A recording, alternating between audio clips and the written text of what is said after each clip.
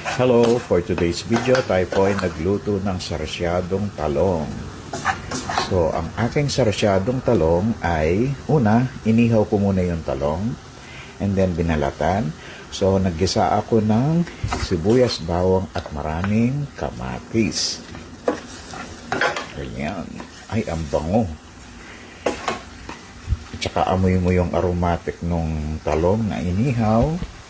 After nyan, lagyan po natin siya ng beaten egg. Yan. Para rin siyang torta, pero this is sarsyado. Kasi meron siyang kamatis. Ayan po ang ating sarsyadong talong. So sa Ilocano, ang tawag dito is poke-poke. Yan, sa Ilocano. Sa aming Kapampangan, may tawag dito, may tawag na torta. Kami naman, sa family namin, ang tawag dito ay sarsyadong talong kasi ginisa siya sa kamatis. Napakasarap po nitong recipe to, lalo na kapag mainit yung kanin at saka may kalamansi at patis at saka piniritong galunggong. Naku, super yummy. So hayaan muna natin siya.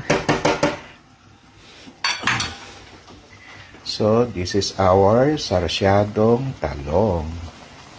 Ayan, napakabango. So, meron para tayong nilagang baka. At saka ito, pwede na. Ayos na. Right? Ang sarap. Ang sarap ng amoy. Yung aroma nung inihaw na talong, the best.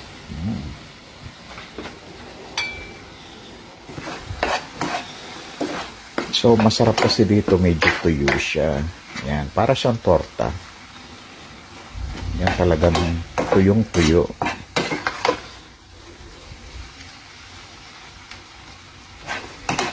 Para pag inano mo sa rice, ay naku, nanunuot ang lasa. At napakasarap.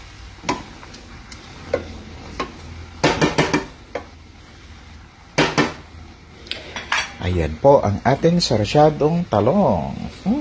Yummy! Thank you so much and have a nice day. God bless you. This is Lance Liam and welcome to Cooking 101.